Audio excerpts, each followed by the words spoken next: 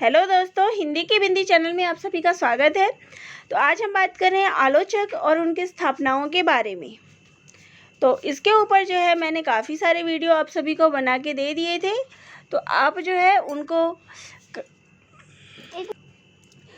आलोचक और उनकी स्थापनाओं के ऊपर जो है मैंने काफ़ी सारे वीडियो बना के दे दिए हैं। सबके लिंक आपको डिस्क्रिप्शन बॉक्स में जो है मिल जाएगा, और इसका जो है प्लेलिस्ट भी जो है मैं बना के दे दूँगी, और वहाँ भी जाके आप उनको एक साथ देख सकते हैं। तो आज जो है हम डॉक्टर नागेंद्र जी के बारे में बात कर रहे हैं और उनकी स्थापनाओं के बारे में कि उन्होंने क्या क्या साहित्य के क्षेत्र में, आलोचना के क्षेत्र में जो है उन्होंने क्या क्या योगदान दिए हैं। तो इसको शुरू करने से पहले बता दूं कि अगर आप सभी मेरे चैनल पे नए हैं तो इसको ज़रूर लाइक और शेयर और सब्सक्राइब करिएगा, क्योंकि आपके सब्सक्राइब करने से ही जो है हमारा हौसला भी बढ़ता है। और अगर वीडियो अच्छा लगे तो सब्सक्राइब ज़रूर करिएगा। अगर कोई त्रुटि लगे तो वह भी कमेंट बॉक्स में ज़रूर बताइएगा। और अगर आप चाहते हैं कि विषय से संबंधित कोई जो है मैं और भी टॉपिक तैयार कर दूं, आपको किसी टॉपिक में समस्या आ रही हो तो वह भी ज़रूर कमेंट करके बताइएगा, ताकि उसी टॉपिक पर आप सभी को मैं वीडियो बना के दे सकूं। तो चलिए आज जो है हम डॉक्टर नागेंद्र जी के आलोचनात्मक जो स्थापनाएं हैं उनके बारे में पढ़ते हैं।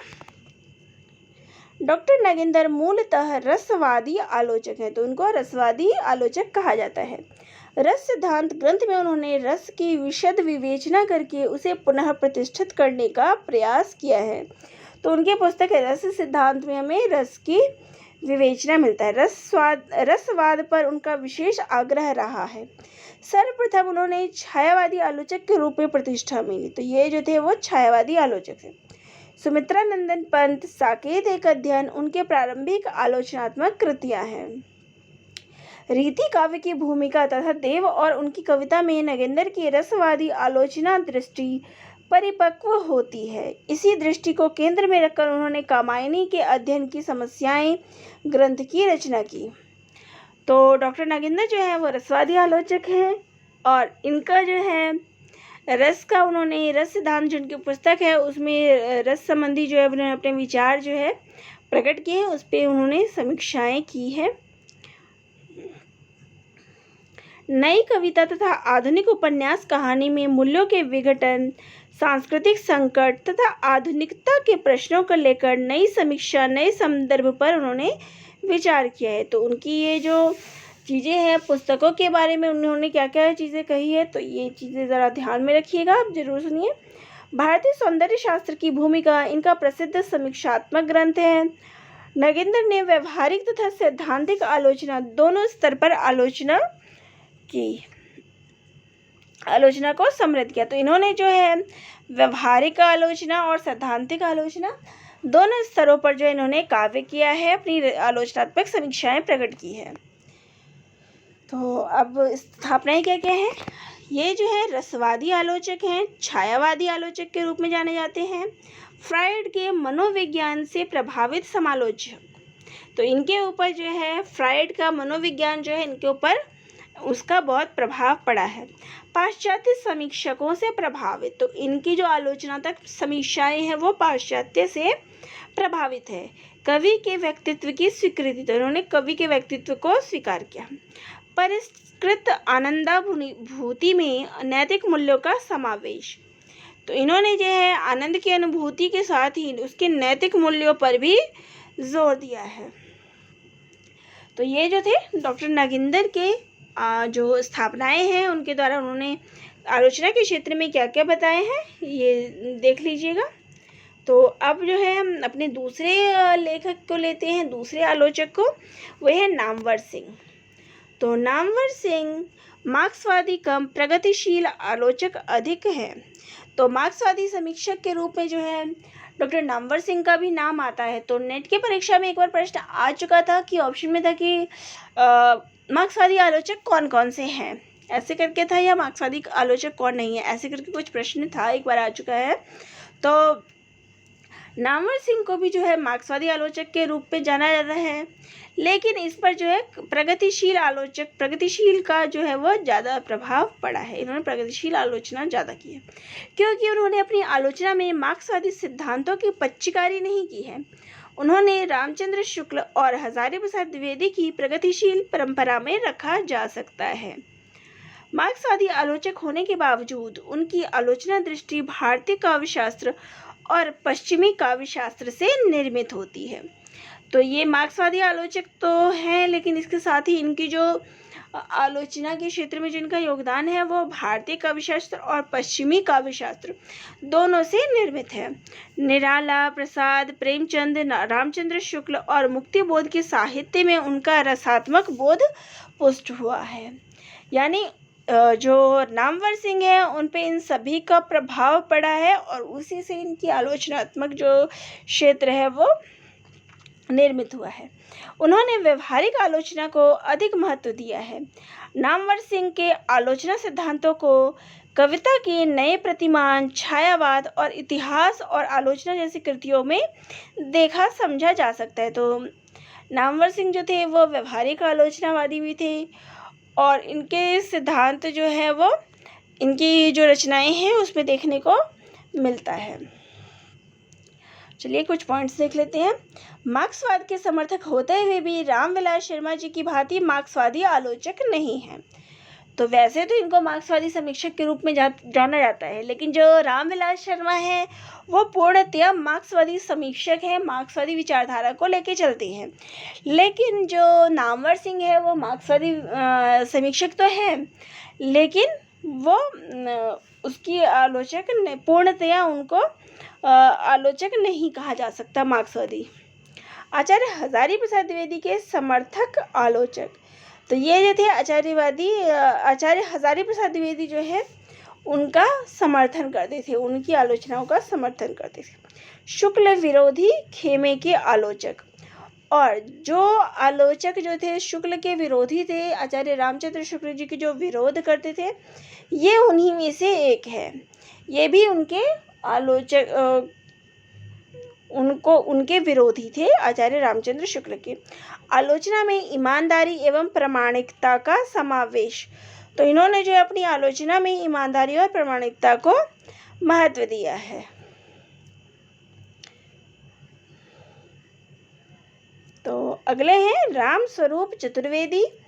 तो इनके जो आलोचना क्षेत्र में योगदान है वो है हिंदी साहित्य के प्रमुख आलोचक और साहित्यकार राम स्वरूप चतुर्वेदी ने नवलेखन को लेकर अपनी आलोचना ग्रंथ लिखे हैं। तो इन्होंने जो है ये नवलेखन के क्षेत्र में आए हैं। अपने इस आलोचनात्मक ग्रंथ में इन्होंने नवलेखन नाम भी दिया है, तो इनके आलोचनात्मक ग्रंथ में हमें नवलेखन शब्द भी मिलेगा। इस तरह से जो नवलेखन बेढंगा होता जा रहा है उसे एक दिशा मिली।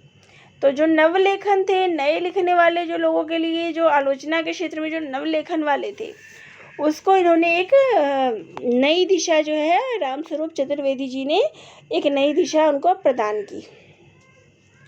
तो इनका योगदान जो है नवलेखन क्षेत्र में माना जाता है। अगला है विजय देव नारायण शाही। तो आलोचना के क्षेत्र में इनका योगदान देखते हैं।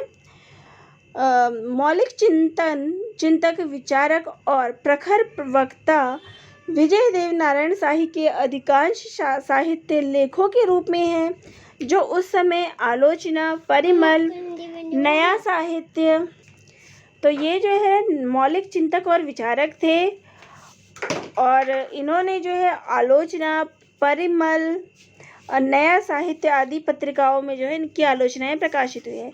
शाही जी की आलोचना दृष्टि सदैव समग्रता पर रही है।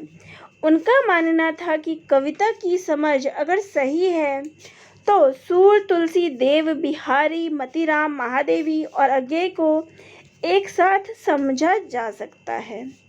तो इनके अनुसार अगर कविता में हमें, अगर कवि को कविता की पूर्णतया समझ है तो वो इन सभी को बारीकी से, इनके रचनाओं को बारीकी से बहुत अच्छे से इनको समझ सकता था। तो वो उन्होंने जो उनकी जो आलोचनात्मक दृष्टि थी वो समग्रता, यानी उनमें वो सभी को स्थान देते थे।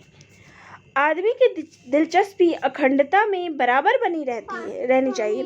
नए उन्मेष एक दूसरे का निषेध नहीं कर सकते। पानी पीना है। अबे यार। आदमी की दिलचस्पी अखंडता में बराबर बनी रहनी चाहिए। नए उन्मेष एक दूसरे का निषेध नहीं करते। वह नया उन्मेष अब तक के साहित्य से कैसे जुड़ा हुआ है, यह बताना वस्तुतः आलोचक का धर्म है। तो उन्होंने जो है नए उन्मेष, नए भाव को जो है उसका जिक्र जो है अपने काव्य में किया है, आलोचनाओं में किया है। तो उनके अनुसार नए उन्मेष जो है वो एक दूसरे का विरोध नहीं कर सकते, निषेध यानी कि एक दूसरे को त्याग नहीं सकते। और नए उन्मेष जो है, नई चीज़ें जो है साहित्य से जुड़े हुए हैं और इसी को बताना जो है आलोचक का मूल धर्म है। इसी के बारे में बताना आलोचक का मूल धर्म। जायसी साहित्य का गंभीर अध्ययन, मनन, वस्तु जायसी के बहाने आधुनिक हिंदी कविता पर बहस को आगे बढ़ाने का उनका मौलिक प्रयास है। तो उन्होंने जो है जायसी का गंभीर अध्ययन किया है। शाही ने साहित्य के माध्यम से समय चक्र और संस्कृति की बार बार व्याख्या की है। तो उन्होंने जो है साहित्य में समय चक्र और संस्कृति का जोर दिया है। कलाकार की व्यक्तिगत सत्ता और उसकी कृति के साथ संबंध को लेकर शाही ने बहुत साफ बात कही है। तो उन्होंने कलाकार की व्यक्तिगत सत्ता और उसकी कृति यानी कि जो भी कलाकार लिखता है उसके बारे में अपने विचार इस प्रकार प्रकट किए हैं। अन्य वस्तुओं का उत्पादन सामूहिक श्रम द्वारा होता है और उनका उपभोग व्यक्तिगत। इससे ठीक विपरीत कलाकृति का उत्पादन एक व्यक्ति करता है और समूह उसका उपभोग करता है। अतः कलाकार की व्यक्तिगत सत्ता अपनी कृति के संबंध में अक्षुण्ण है, अप्रतिहत है। यानी कि उनके कहने का अर्थ ये था कि जो कलाकार है वो अपनी रचना गढ़ता है और उसका उपभोग यानी कि उसको जो है सुनता, उसका एक पाठक वर्ग है, उसका उपयोग करता है। शाही की आलोचना शैली दो टूक और प्रखर थी। तो उनकी आलोचना शैली जो थी वो प्रखर थी। मार्क्सवाद से संबंध होने पर भी उन्होंने लकीर पीटने पर विश्वास नहीं किया, वरन मौलिक दृष्टि का परिचय दिया है। तो विजय देव नारायण शाही जो थे वो भी मार्क्सवादी समीक्षक थे। उनकी विचारधारा जो थी मार्क्सवादी थी, लेकिन उन्होंने जो है उस पर लकीर का फ़कीर यानी कि सिर्फ जो कही कही बातें थी उस पर विचार नहीं प्रकट किया। उन्होंने जो अपने मौलिक दृष्टिकोण भी उस पर विचार किए हैं। उनके असमय निधन से हिंदी आलोचना एक प्रखर मेधावी आलोचक से वंचित हो गई। तो उनका जो है असमय निधन हो गया। तो दोस्तों ये था आलोचना के क्षेत्र में जो है आपने आज काफ़ी सारे जो है आलोचकों के बारे में मैंने आप सभी को बता दिए हैं। और पिछले जो वीडियो थे आज मैंने आपको 4 आलोचकों के बारे में बता दिए हैं, उनकी स्थापनाओं के बारे में। तो आज हमारा ये विषय जो है वो ख़त्म होता है आलोचक और उनकी स्थापनाओं के बारे में। बाकी पिछले जो वीडियो थे उनके लिंक आपको डिस्क्रिप्शन बॉक्स में मिल जाएंगे। तो दोस्तों आप सभी का बहुत बहुत धन्यवाद।